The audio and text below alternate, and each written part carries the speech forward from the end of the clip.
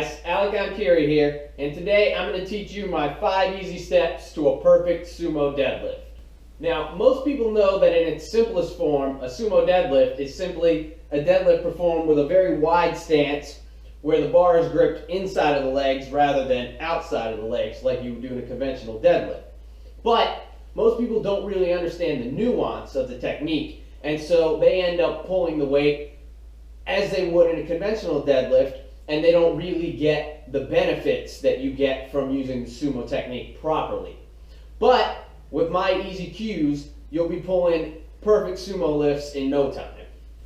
Step 1 is obviously take a wide stance. Now, how wide you go is going to vary from person to person. You'll have to experiment over time and find the perfect width for yourself. If you go too wide, then you'll lose power. If you go too narrow, then you'll lose power. So you have to find the sweet spot for your own body type, and that can only come with experimentation. Now, step 2, and this is very important, is to flare your toes out to at least a 45-degree angle. Now, what this does is it allows your knees to track outward rather than forwards, and this allows you to get your hips in much closer to the bar. The ability to get your hips in much closer to the bar is one of the primary benefits of the sumo deadlift.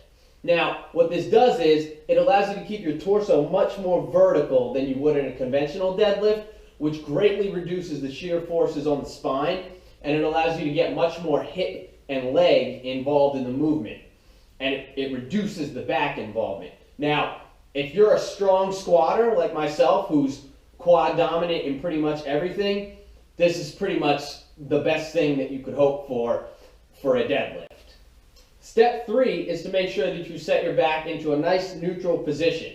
Now, you don't want to overarch it, but you definitely don't want to round it at all. Some people can get away with rounding the upper back in a conventional deadlift, but there's no place for that in the sumo pull. It just needs to be sitting in a nice neutral position. Step 4 is to begin moving your hips down in as straight of a line as possible. Now, your feet should be turned out, as we learned in step 2, and this will allow your knees to track outwards, preventing your shins from pushing the bar away from you. Now, you want to minimize as much rear displacement of your hips as possible and keep them as close to the weight as you can. Now, this requires a large degree of hip mobility, and you should always warm up properly and mobilize your hips before you attempt to do any sumo deadlifts. But with some practice, you should be able to get into a nice solid position. As you can see, I can pretty much get down to the bar as I would be in a wide stance squat. My hips are sitting pretty much on top of the weight right now, and they're fully loaded and ready to pull the weight off the floor. Step 5 is to make sure you keep your torso vertical.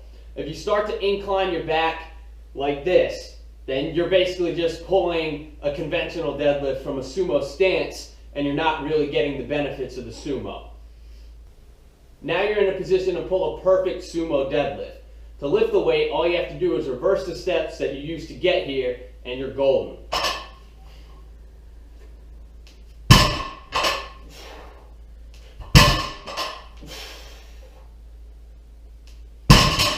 Easy as pie, that's all there is to it.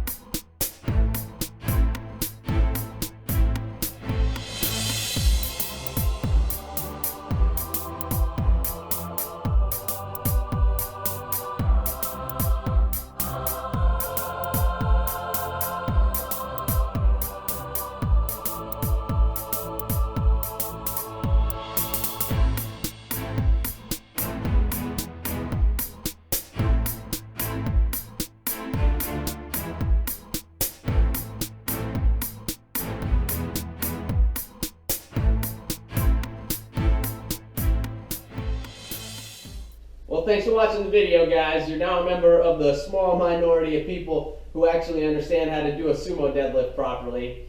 In the next few weeks, I'm going to be releasing a video that'll be pretty much everything you could ever want to know about the sumo deadlift. I just figured I would get things rolling with this little tutorial as a Kickstarter. But until then, please make sure to like the video and subscribe to my channel and keep pulling big deadlifts. I'll see you next time.